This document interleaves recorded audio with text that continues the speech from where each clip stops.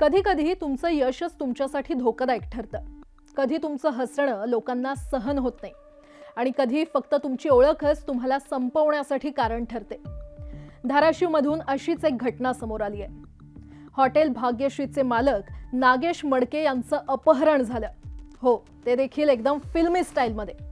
रस्त्यावर गर्दीसमोर सेल्फीच्या बहाण्यानं बुधवार संध्याकाळी 7:30चा सुमार हॉटेल भाग्यश्री समोर नागेश मडके उभे होते.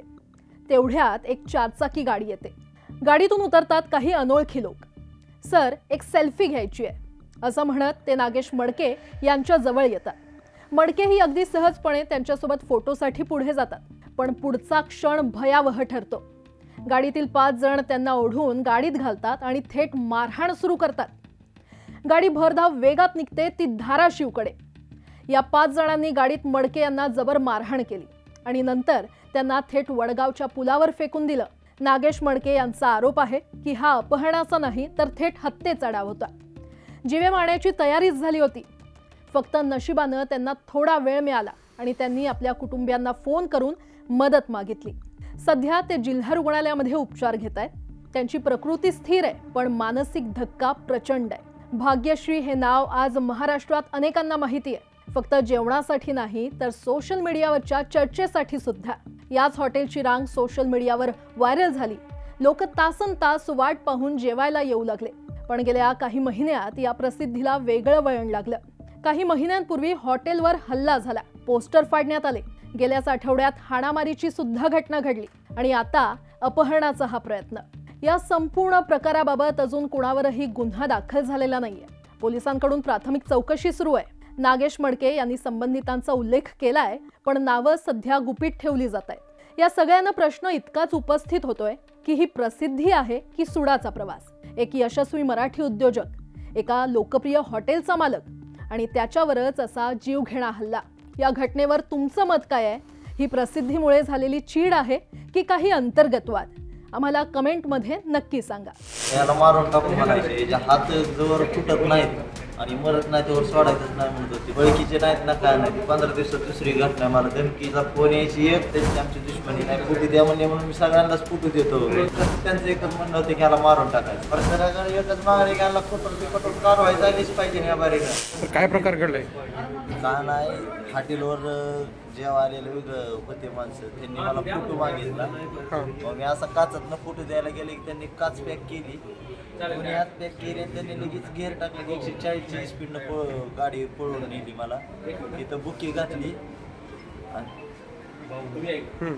पुन्हा काय झालं? त्वरेच्याला ती म्हणायची की मारायचे देशात ह्याला मारून टाकू म्हणायचे. याच्या हात जवळ फुटत नाहीत आणि मरत नाही त्यावर सोडायचंच नाही म्हणत होती. ड्रायव्हर म्हणला याला जामखेड बसतं न्यायचं, तिथं पुलात फेकून द्यायचं म्हणजे, याला मारून टाकायचं म्हणजे. किती वाजता घडला प्रकार? 6:15 7:30च्या मध्ये. कोण ओळखीचे होते का तुमचे? काय नाही ना, ओळखीचे नाहीत ना काय नाही. 15 दिवसात दुसरी घटना. मला धमकीचा फोन यायची एक आणि इतर रिअरमध्ये उचलून नेलं 5 किलोमीटर सिद्धेश्वरच्या पूल जे आहे आपला वडगावचा, त्याच्यावर नेऊन फेकून दिलेला आहे मला. जेवण केलंय का? हा, जेवण केलेलं होतं काय नाही. मग फोटो सगळेच मागतात म्हणून फोटो द्यायला गेलतो. कारण की सगळ्यांना नाराज करतात ना, सगळे फोटो मागतात म्हणून आपलं सहज फोटो. त्यात एक जणांना तवा मला सोडून दिलेला. किती जण होते? काय प्रकार 5 जण. 5 नेमका प्रकार काय होता म्हणजे काय सध्या नाही, काय नाही प्रकार नाही ना काही. त्यांची आमची दुश्मनी नाही. फोटो द्या म्हणले म्हणून मी सगळ्यांनाच फोटो देतो. ते फोटो द्यायला गेल्यावर मला उचलून नेलं. त्यांनी मारायचंच म्हणायचे, याला खलासच करायचं. कारण बुक्याही त्याच टायमाला घालतात की मारायच्या हिशोबानंच नेलं. मला पॅक करून कशा पाय न्यायचं.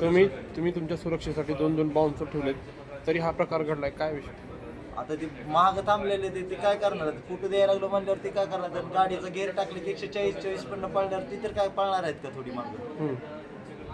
काय पोलीस प्रशासनाकडे काय मागणी आहे? पोलीस प्रशासनाकडे एकच मागणं आहे की पकडून कठोरची कठोर कारवाई, गाडी हुडकूनच आणावी त्यांनी, त्यांच्यावर कठोरची कठोर कारवाई कारण मला सुरक्षा त्यांनी दिली पाहिजे. कारण की 15 दिवसात 2दा होतो. कारण की मी गरिबीतून वरी आल्यामुळं आणि आज चांगली सेवा करतो जनतेची. 250 रुपयात टाट विकतो म्हणून भरपूर हे करायला लागलेत आम्हाला. म्हणजे काय ते धंदाच करू नको म्हणायला लागलेत, असे त्यांचा हिशेबच असलेला झालेला आम्हाला. गाडीमध्ये येताना त्या 5 व्यक्तींनी तुम्हाला काय विचारलं किंवा काय बोलून वगैरे मारलं का? नाही, फक्त त्यांचं एकच म्हणणं होतं की याला मारून टाकायचं. ड्रायव्हर म्हणायचा जाम केला नेतो. 5 व्यक्ती होती ती. तुम्ही आनंद उत्सव साजरा केलाय, इंस्टाग्रामचे 400 फॉलोअर झालेत आणि अशी घटना घडते, काय बघताय या सगळ्या घटनेकडे? आता असे म्हणजे आता सपोर्ट देणार अख्खा महाराष्ट्र सपोर्ट देतोय आपल्याला, सगळेजण सपोर्ट देतात आज. पण त्या सपोर्ट मध्ये काय जाणारे बी आहेत की असं मारायचं म्हणजे हिशेब चालू आहे त्यांचा, काय जाणारे बी भरपूर आहेत.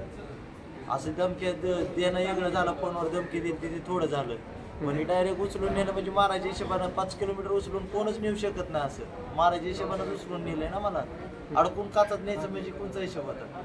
दरवाजामध्ये नेले अडकून? दरवाजामध्ये अडकून नेले. काही वन आहेत की माझ्या हाताला की हात बी उचलत नाही.